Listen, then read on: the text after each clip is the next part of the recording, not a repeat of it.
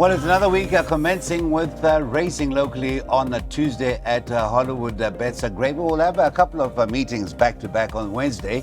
We'll turn it to the turf track, but the meeting we are going to preview is the Polytrack meeting, and that is on Tuesday, the 27th of February. Wherever you are, I hope you had a magnificent weekend. There's certainly a lot of weekend racing to certainly thrill many enthusiasts. Don't forget, if you have any feedback after the weekend's racing at Kenilworth or indeed at Turpentine, where we saw the return of Lucky Lad, you can get hold of us on our Twitter handle or alternatively get hold of us on WhatsApp. Now, we're flying solo with Mr. Darren Burrows. Darren, a very good morning to you, and certainly a good weekend of racing. And that was, of course, the return of Lucky Lad being the last big event. The Derby, as expected, went the way of the Dean Calamaya runner and the filly, not disgraced as runner-up. You like the filly in the feature race on Saturday? Yes, I thought she ran a good race. I expected a little bit more from her, but, that horse Green with Envy was just too strong on the day. He quickened up smartly and won a cracking race. So he's a serious runner for the KZN season, but don't discount Beach Bomb against her own sex in the season. She's going to do well. Let's start off in Greyville. Now, I thought race 1 was quite tricky. If you look at that form line behind Griffin Park, you had Irish Luck, Helsinki, and Cabernet within a length of each other. So I don't think there's going to be much separating them this time around. I have a slight preference for Irish Luck because he's still lightly raced and with the blinkers fitted last time out showed improvement. But if you look at the Cape Raiders, or should I say relocated to Durban, Global Movement, I mean, he's run 2 crackers in his last 2 starts in the Cape, but he has rested since October. And then you got Cosmic Captain that ran third, 2 lengths off Norson at Durbanville in November, and last time out a bit disappointing behind Holding Thumbs. Now, this horse at 10-1, you have to include him in all your bets. So the value lies with Cosmic Captain, but all of 2, 3, 5, 6, 7, and 9 have winning chances. Okay, Mr. Burrows, we have a bipod starting in that very first, and you've just confirmed the numbers to leg number 1, 2, 5, 6, 7, and 9, and there is that banker, and it will be a popular banker as far as your selections are concerned. That is number 3 in race 6, Spring a Kiss. We're off with our first of 8 at Hollywood Bets Greyville at 25-1. And just a reminder, we're racing on the Poly on this Tuesday.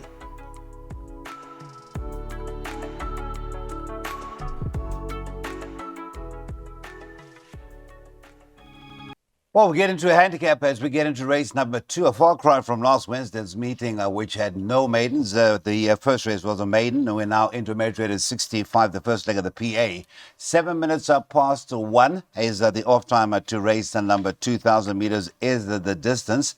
And 9 runners carded, and we're looking at the current betting. The one Griffin Parker, who was alluded to by Darren in the first race, is at 19-10 to follow up a good second, a post maiden, having won its maiden over the Greyville, 1,200 meters, reverted back to 1,000 meters, and was right up there with the pace.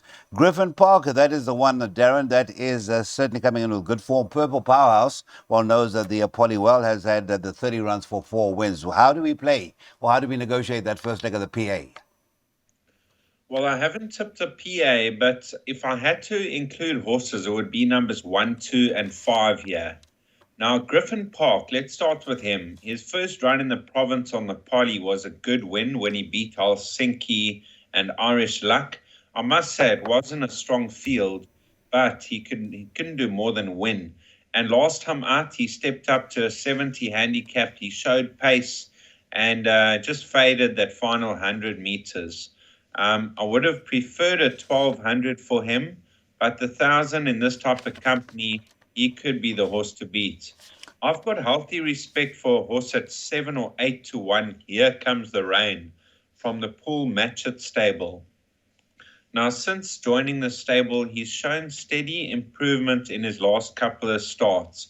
He was only beaten 6 lengths by In the Ether, and then 6 lengths by a horse like Lincoln Navigator in an 80 handicap. So surely the drop in class to a 65 and back on the poly as he used to be a Durban horse where he won 2 from 12 starts on the poly. So he does handle the surface. And just with that drop in class at a big price, I would suggest maybe a small each way on Here Comes the Rain. Griffin Park's alive, and then Purple Powerhouse. The drop to 1,000 meters could be the answer for this horse, and I wouldn't ignore the 7-year-old. So 1, 2, and 5 to fight it out. But of course, the each way selection there, that is number 2. Here Comes the Rain and the stable, of course, another win for them in what is a period of resurgence, and that is in the last race at Turpentine at Law of Success. Please be reminded, 7 minutes past 1 is your off time to race 2, the first leg of the PA. Here Comes the Rain, each way selection, courtesy of Darren Burrows.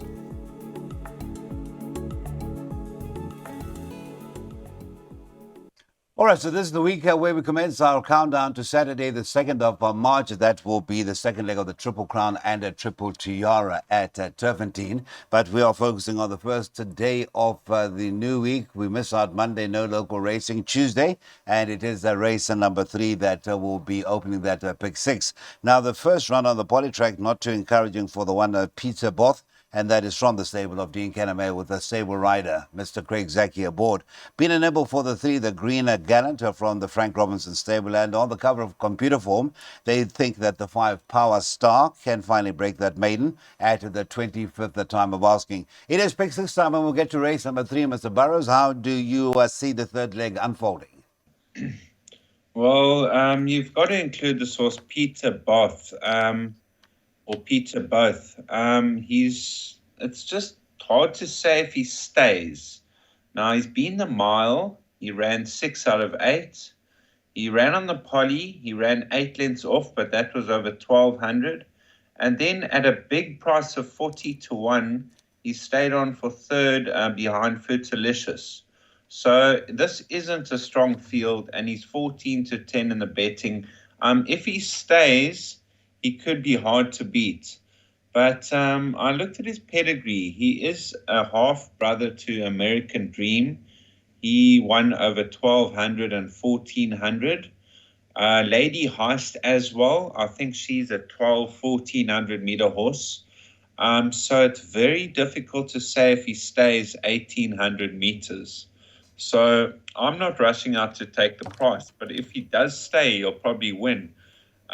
Dangers. The Green Gallant's finding his best form of late. And if he's put into the race early, he could stay on and run a cracker. Power Star actually ran just behind the Green Gallant, behind Sir William. And he's got Rachel Venica taking off the 1.5 kilos. This isn't a strong race. I would also include a horse like Reign of Honor. Now, I know he ran an absolute shocker on the poly last time out, first run in the province. But on some of his Cape Town efforts, it's not as bad as it looks. So at 25 to 1, I've also included him in the buy pot. But if Peter Both stays, then he'll win. But I'm just concerned about the trip. All right, so we're talking about your bipod. That will be the third leg of the bipod, which we've already shown. Your exacta box is 1, 2, 3, and a 5. Peter Both, Reign of Honor, the 3, the Green Gallant, and the 5 Power Stars mentioned. It's featured on the cover of the Computer Form, and they make that one that could get out of the maidens in race number 3. It's the first leg of the pick 6, and just reading in between the lines from Mr. Burrows, if your budget allows, do go the field if possible. Maybe the favorite will come through, or maybe on the other side of the spectrum, the biggest outsider.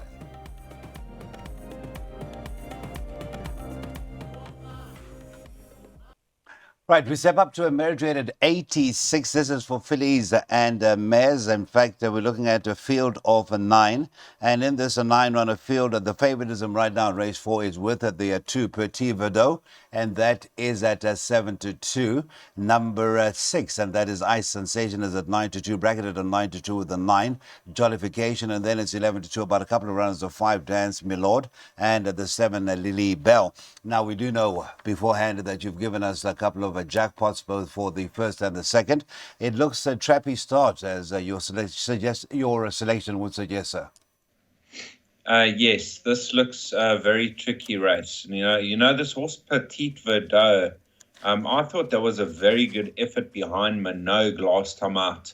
That was over a mile. She steps up in trip, but she was staying on very strongly at the finish. So this could be the trip that she's looking for. It shouldn't be too far for her. Interesting runner for me is Cape Town Beauty. Now, if you look at her poly form, she hasn't been on the poly for quite some time, but her last two runs on poly were 2 seconds. And I had a look at her record on poly. She's won 3 from 9 on poly. So this could be a serious runner with Calvin Habib in the irons at a big price. Then you got the Null runners, Ice Sensation and Lily Bell. I think they could be competitive as they are in form. And Jollification's done absolutely nothing wrong. She ran second to Petite Verdot in a penultimate start over 1,700 meters, and she's won 2 of her last 3 starts. But very tricky race. Maybe the value Cape Town Beauty, but wide open. All right, let's confirm the open nature of leg number 1, race number 4, 2, 4, 6, 7, 9 in a Fillies and Mares 86. And then it's a field, leg 2 version of the field 1 to 10. And then that banker we will discuss in more detail as we get to race number 6. And then wide again in the last leg, 1, 3, 5, 6, 9 and 10. Race number 4, the 4th of 8 is underway at 11 minutes past 2.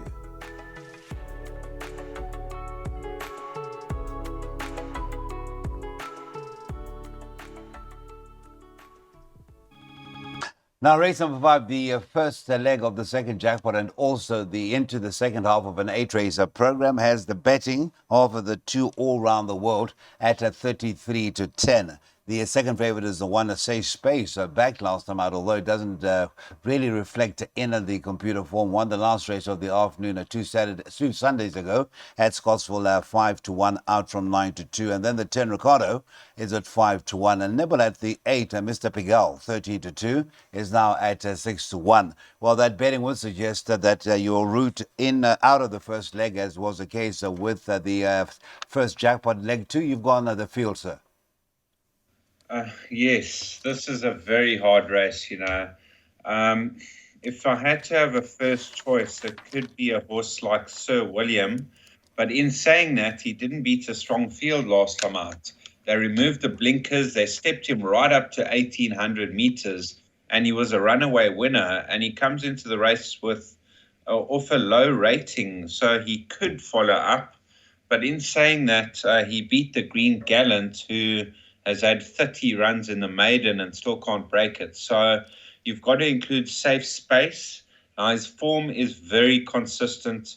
It's nice to see Timothy Pretorius having some winners. The stable's in good form. All around the world, his last 2 starts since been stepped up in trip has been good, a third and a first. And Richard Fourie retains the ride.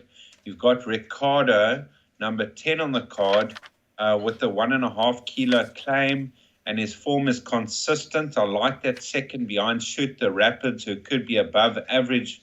And then Eventador, Mr. Pigalle, and Time Taker. They all got outside chances. So it looks between numbers 1, 2, 3, and 10, but it could be more open than that.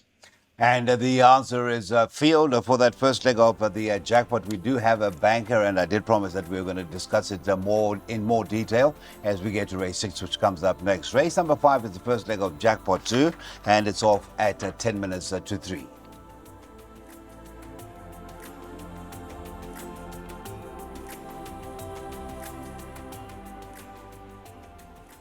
Okay, so race number 6 is our target as far as getting more clarity on that banker that Darren has gone for in a big way in all his exotics, and that is the now trained number 3 Spring Kiss in the colors of Platinum Racing. Currently in the betting is that around 6 to 1. Let's see if there have been any inward movement. Richard Fourie gets the right, which is a bonus, but it's a Raider that is Paul Matches to have a party who's coming in at 15 to 4. Number 2 Global Secret 5 to 1, and yes indeed the 3 Spring Kiss is still at 3 to 1. I leave it there, Darren, and I'm going to hand over to you because everywhere you've gone with a Spring Kiss as the one that we center all our exotics around. This is a value bet. It's not a best bet because I didn't have a best bet on the card, and the exotics looked very tricky, and I had to banker somewhere. And this filly, I was on her last time out. She shortened from 7-1 into 4-1. I fancied her very strongly, and she just never got into the right position in the race. She was lagging a little bit too far back for my liking, and she just stayed on one paced. Now, she ran 3 lengths off the winner. The winner was Miss Lila, who came out to win her next start. The second horse was Kingsmead's Crystal, who came out to win her next start. And the blinkers are removed, and she's slightly up in trip. And I think the mile isn't out of her reach. I think she's a 14-miler. And some of her form lines, she ran second to Gardenia against a lot stronger. She ran 1 length off Faiza against a lot stronger. And I just get the feeling with her merit rating sitting at a 64 and Richard Fourie now taking the ride, I think she's hard to beat at a big price, or should I say 6-1. I do have respect for the Raider Have a Party. Paul Matchett brings this one down from the Highveld, and her form's good. Second to Royal Mazarin, third to Mighty Goddess. This filly could be anything on the poly, and she can get involved. Global Secrets in form from the Lafferty stable. Muzieni takes the ride, but she has got a big weight of 61.5. So let's hope that Spring Kiss can get her head in front and win us the cash. Okay, let's confirm it is a value play. That is number 3 is Spring Kiss. He does go for a win, but he does a trappy card, and he thought that this was the nearest thing that he could find. Not a best bet, but a value bet is number 3, Spring Kiss, quote unquote. That'll be race 6, the last chance to get involved in a pick 3, and that is off at 25 past 3. The distance is a mile.